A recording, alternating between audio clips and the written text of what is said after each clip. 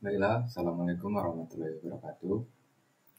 Perkenalkan, nama saya Arya Putra Pangestu dengan NIM 23063055 dari Prodi Pendidikan Teknik Elektro. Di sini saya akan mempresentasikan hasil kerja saya dengan membuat modul ajar terkait dari tugas mata kuliah kurikulum PTK. Baiklah, di sini langsung saja, yaitu saya membuat modul ajar konsentrasi keahlian dari bidang teknik instalasi tenaga listrik atau dari sekolah SMK. Yang pertama, bidang keahliannya yaitu energi dan pertambangan. Kemudian mata pelajarannya dasar-dasar teknik ketenaga listrikan. Judul modul besaran dan bahan dalam ketenaga listrikan. Untuk fase mata pelajaran tersebut yaitu fase E. Untuk penyusun saya sendiri, Arya Putra Pangestu. Instansi yaitu asalnya dari SMKN Negeri 1-2 Sawalunto. Untuk alokasi waktunya 3 jam pertemuan, 3 JP atau 1 kali pertemuan tahun 2025. Baiklah, untuk di sini untuk penjelasan singkat dari SMKN 2 Sawalunto. Ini dokumentasi kami survei ke sekolah. Untuk sejarah singkatnya, SMK Negeri 2 Sawalunto adalah ex-STM Negeri Sawalunto. Sebelum dinegerikan bernama STM Kodia Sawalunto yang dikelola oleh Yayasan Pendidikan Kotamadya Sawalunto. STM ini didirikan pada tahun 1972. Terlaksananya sekolah ini karena adanya tenaga pengajar dan fasilitas praktek dari Perum Tambang Batubara Ombilin. Sebagai kepala sekolah pertamanya adalah Insinyur Suhandoyo yang waktu itu menjabat sebagai kuasa direksi tambang Batubara Ombilin, Departemen Pendidikan dan Kebudayaan Republik Indonesia dengan SK nomor 0560/1984 tanggal 20 November 1984. STM Kodiama Sawalunto dijadikan STM Negeri Sawalunto, di mana pada TP 19 tahun pelajaran 1985 atau sampai 1986 secara opsional telah mulai berjalan dengan 3 jurusan, yaitu mesin, listrik, dan bangunan dengan melaksanakan kurikulum STM 1984. Sebanyak 7 kelas di mana fasilitas dan sarana sebagai mana memiliki fasilitas Perum Tambang Batubara Ombilin. Seiring dengan waktu, SMK Negeri 2 Sawalunto berkembang dengan pesat. Maka SMK Negeri 2 Sawalunto membangun ruang sendiri di Desa Santur, Kecamatan Barangin dengan bantuan BP3, sementara fasilitas praktek masih bekerja sama dengan PT BA UPO.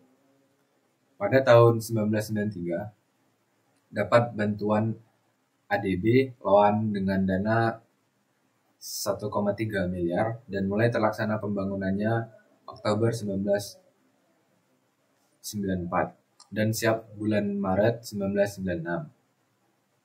Semenjak bulan April 1996, bangunan beserta peralatan mulai beroperasi secara optimal, pembenahan infrastruktur, lapangan olahraga, taman-taman sekolah, kunjungan sekolah, dan lain-lain. Pada tahun 1996 atau 1997 berhasil menjadi juara 1 Wiyata Mandala tingkat Provinsi Sumatera Barat. Sekaligus pada tahun yang sama telah dilakukan monitoring dan evaluasi pada predikat baik. Kemudian tahun 2008 sampai 2009 SMK Negeri 2 Sawalunto ditetapkan sebagai rintisan sekolah bertaraf internasional. Pada tahun 2013 sampai dengan 2014, SMK Negeri 2 Sawalunto ditetapkan sebagai SMK Klaster Percontohan Implementasi Kurikulum 2013 oleh pemerintah pusat dan mendapatkan predikat baik dalam penilaian SMK Klaster oleh Depdikbud.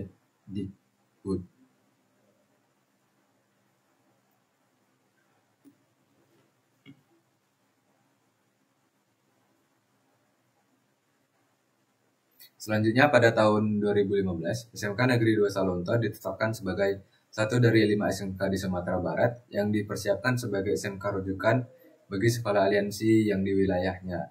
Secara umum, predikat akreditasi SMK Negeri 2 Salonto saat ini bernilai A atau sangat baik dengan rincian sebagai berikut.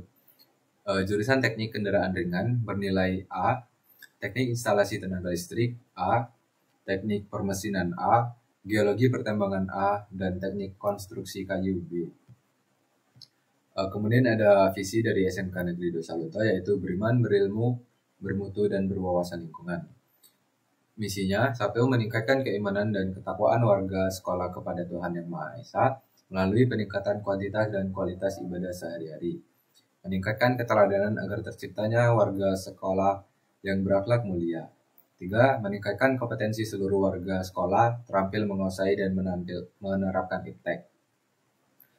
Yang keempat, mengembangkan bakat dan minat murid secara optimal. Selanjutnya, membina peserta didik unggul pada bidang akademis dan non-akademis. Selanjutnya, mengantarkan peserta didik lolos ke perguruan tinggi negeri atau swasta terbaik. Kemudian, membudayakan profil pelajar Pancasila. Selanjutnya, mewujudkan sekolah yang berwawasan lingkungan. Kemudian yang terakhir, meningkatkan kerjasama dengan stakeholder yang berhubungan dengan lingkungan. Selanjutnya yaitu tujuan dari SMK Negeri 2 Salonto. Dalam kurun waktu 5 tahun ke depan, tujuan yang akan dicapai sekolah antara lain: 1. Pencapaian kelulusan 100% dengan nilai rata-rata ujian nasional 75,0. Kemudian 50% dari tamatan diterima di dunia usaha dan industri sesuai dengan bidang kompetensinya, baik DO atau DI standar nasional maupun internasional. Selanjutnya yaitu sarana dan prasarana, baik kualitas maupun kuantitas memenuhi standar dengan profil terkini sebagai SMK rujukan. Yang keempat yaitu pendidikan memenuhi standar proses sesuai konsep pembelajaran kurikulum 2013. Pengelolaan sekolah memenuhi standar SMK rujukan. Yang kemudian yaitu lingkungan sekolah bersih dan hijau, clean dan green school. Yang selanjutnya yaitu struktur kepemimpinan. Seperti inilah struktur kepemimpinan dari Sekolah SMK Negeri 2 Salonto. Masuk yang kedua yaitu informasi umum. Pada entitas modul hampir sama dengan cover tadi. Lanjut saja yang kedua, isi modul ajar. Untuk capaian pembelajaran yang pertama yaitu pada akhir fase E, peserta didik mampu memahami tegangan, arus, dan tahanan, serta jenis-jenis bahan yang digunakan dalam ketenaga listrikan. Yang kedua, tujuan pembelajaran. Yang pertama yaitu memahami tentang jenis-jenis bahan yang digunakan dalam ketenaga listrikan dengan baik dan benar. Yang kedua yaitu menerapkan jenis-jenis bahan yang digunakan dalam ketenaga listrikan dengan baik sesuai SOP. Yang selanjutnya yaitu menjelaskan besaran listrik atau tegangan, arus, tahanan dengan benar. Yang terakhir yaitu mengidentifikasi rumus-rumus besaran listrik dari tegangan, arus, tahanan dengan baik dan benar. Pada pembelajaran bermakna yaitu ada bahan listrik dan besaran listrik. Pada profil pelajar Pancasila tidak terlalu banyak berubah dari SMK sekolah-sekolah lain, yaitu menerapkan kreatif, mandiri, beriman, takwa kepada Tuhan Yang Maha Esa, berakhlak mulia, bergotong royong, berkebinekaan global, dan bernalar krisis. Yang selanjutnya yaitu materi esensial. Yang pertama yaitu pengertian. Bahan listrik adalah jenis benda atau bahan yang dapat digunakan dalam peralatan, perlengkapan, dan alat bantu yang berhubungan secara langsung ataupun tidak langsung dengan listrik. Dengan mengetahui jenis dan sifat bahan listrik, akan dapat memanfaatkan atau memperlakukan dan mengetahui batasan aman atau bahaya suatu bahan listrik. Yang kedua yaitu sifat-sifat bahan listrik. Yang pertama, sifat listrik. Sifat listrik adalah kemampuan suatu benda untuk menghambat atau mengalirkan arus listrik. Kedua yaitu sifat mekanis. Sifat mekanis adalah perubahan bentuk suatu benda akibat adanya gaya-gaya dari luar yang bekerja pada benda tersebut. Kemudian yaitu sifat kimia. Sifat kimia adalah perubahan susunan bahan kimia. Yang selanjutnya yaitu aktivitas pematik. Yang pertama, apakah kamu ingin bekerja di bidang kelistrikan, industri atau perusahaan? Yang kedua yaitu apakah yang Anda ketahui tentang listrik, bahan listrik. Kemudian ada apakah Anda ketahui tentang besaran listrik. Selanjutnya, apa saja alat rumah tangga yang menggunakan listrik. Pada langkah-langkah kegiatan, yaitu terdapat 2 langkah pembelajaran. Untuk pembelajaran pertama, kegiatan awal berlaku dengan 15 menit. Guru membuka pelajaran dengan salam dan menanyakan kabar peserta didik, serta melakukan presensi kehadiran peserta didik dengan santun. Guru menjelaskan tujuan pembelajaran yang harus dicapai peserta didik, baik berbentuk kemampuan proses maupun kemampuan produk. Guru menjelaskan manfaat penguasaan kompetensi dasar ini sebagai modal awal untuk menguasai pasangan kompetensi dasar lainnya yang tercakup dalam materi pelajaran dasar-dasar teknik ketenaga listrikan. Selanjutnya menjelaskan pendekatan dan model pembelajaran serta penilaian yang digunakan serta metodenya. Selanjutnya yaitu ada kegiatan inti. Kegiatan inti ini berwaktu selama 235 menit. Yang pertama yaitu orientasi masalah. Guru menanyakan kepada peserta didik tentang bahan listrik dan penerapannya yang ditemui dalam kehidupan sehari-hari dan menjelaskan keterkaitannya dengan materi yang akan dipelajari. Untuk materinya yaitu sudah disediakan link dari YouTube agar memudahkan pembelajaran. Yang kedua yaitu pengumpulan data dan verifikasi. Mengumpulkan informasi. Guru membagikan peserta didik menjadi beberapa kelompok dan mendorong peserta didik untuk mencari tahu tentang bahan kelistrikan dari berbagai sumber. Peserta didik secara berkelompok mengumpulkan data tentang bahan kelistrikan. Yaitu yang ketiga, pengumpulan data melalui eksperimen.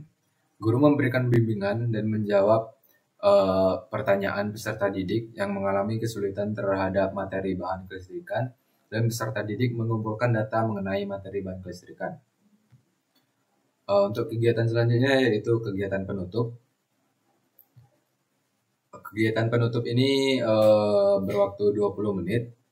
Peserta didik menanyakan hal-hal yang masih diragukan dan melaksanakan evaluasi tentang bahan kelistrikan dan teorinya. Guru membantu peserta didik untuk menjelaskan hal-hal yang diragukan sehingga informasi menjadi benar dan tidak terjadi kesalahpahaman terhadap materi. Untuk langkah pembelajaran kedua, untuk dan waktunya, kegiatan dan waktunya sama seperti pembelajaran pertama. Untuk kegiatan awal berwaktu 15 menit.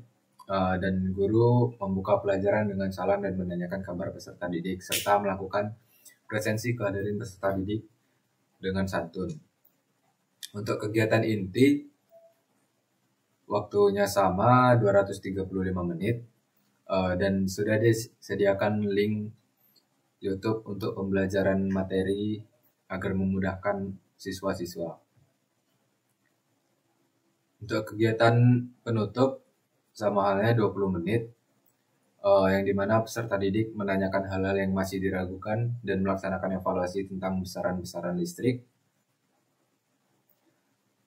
Kemudian untuk selanjutnya yaitu refleksi. Tujuannya menilai seberapa baik siswa mengingat dan memahami materi besaran dan bahan listrik yang telah dipelajari. Untuk pertanyaan-pertanyaannya, apakah ada kendala pada kegiatan pembelajaran? Yang kedua, apakah semua mahasiswa aktif dalam kegiatan pembelajaran? Kemudian, apa saja kesulitan siswa yang dapat diidentifikasi pada kegiatan pembelajaran? Apakah siswa yang memiliki kesulitan ketika berkegiatan dapat teratasi dengan baik? Kemudian, apakah level pencapaian rata-rata siswa dalam kegiatan pembelajaran ini? Apakah seluruh siswa dapat dianggap tuntas dalam pelaksanaan pembelajaran? Yang terakhir, apakah strategi agar seluruh siswa dapat menuntaskan kompetensinya? Siswa memberikan umpan balik dalam bentuk angket melalui Google Form untuk memberikan evaluasi terkait keterserapan materi yang telah disampaikan dan cara guru dalam menyampaikan. Kemudian ada ringkasan materi. Di sini saya sudah menambahkan link Google Drive untuk materi yang ada. Yang pertama untuk bahan-bahan listrik, yang kedua untuk besaran listrik. Di sini sudah saya berikan pada link Google Drive tersebut. Yang kedua di sini ada lembar kerja peserta didik. Di sini guru akan memberikan pertanyaan-pertanyaan atau soal agar siswanya dapat menjelaskan atau memberikan jawaban sesuai dengan pengetahuannya atau pemahamannya tentang materi yang sudah dijelaskan. Kemudian ada asesmen sumatif lingkup materi. Di sini ada 7 soal. Yang pertama, apakah kegunaan bahan penyekat? Ada 6. Yang kedua, ada jelaskan macam-macam sifat bahan penyekat. Kemudian yang ketiga yaitu tulislah klarifikasi bahan penyekat dan suhu kerja maksimumnya. Yang keempat, ada tulislah bahan yang termasuk klarifikasi E dari beberapa kemudian tulislah bahan yang termasuk ke dalam klarifikasi B, jumlah muatan yang dipindahkannya. Yang terakhir adalah tulislah bahan yang termasuk klarifikasi F. Pada soal-soal ini skor yang diberikan yaitu untuk soal pertama yaitu 10, soal kedua 10, soal ketiga 20, soal keempat 10, soal kelima 10, dan soal 6 10. Untuk pedoman penilaian. Untuk penilaian kelas, guru dapat mengamati proses kerja murid, yaitu apakah semua murid aktif dan mampu bekerja sama dalam diskusi kelompok atau manajemen diri dan keterampilan berkelas. Yang kedua yaitu apakah murid mempunyai kesadaran diri dalam membuat tugas-tugas diskusi. Yang ketiga yaitu apakah mereka dapat menjelaskan smart home dengan benar dan bertanggung jawab. Kemudian yang kedua yaitu untuk nilai atau skor pada kedua materi tersebut, yang ada 3. Yang pertama sangat kompeten, yaitu nilainya dari 90 sampai 100. Yang kedua ada kompeten dari 76 sampai 89. Yang terakhir yaitu ada tidak kompeten yang nilainya 76.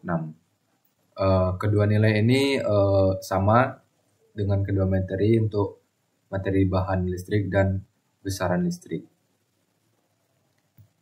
Untuk rubrik asesmen profil pelajar Pancasila dari mata pelajaran dasar-dasar teknik ketenaga listrikan kelas 10, yaitu yang diharapkan sikapnya beriman bertakwa kepada Tuhan Yang Maha Esa dan berakhlak mulia. Yang kedua kebinekaan global. Yang ketiga yaitu mandiri. Keempat gotong royong. Keenam kreatif dan inovatif. Ketujuh berpikir kritis. Inilah rubrik asesmen profil pelajar Pancasila pada mata pelajaran dasar-dasar teknik ketenaga listrikan. Baiklah, mungkin sekian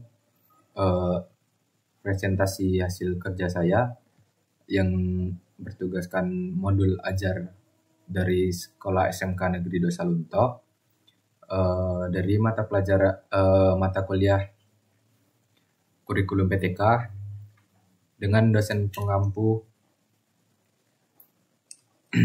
Bapak Prof. Dr. Sukardi MT. Maaf jika ada salah kata atau salah pengucapan. Saya akhiri. Wassalamualaikum warahmatullahi wabarakatuh.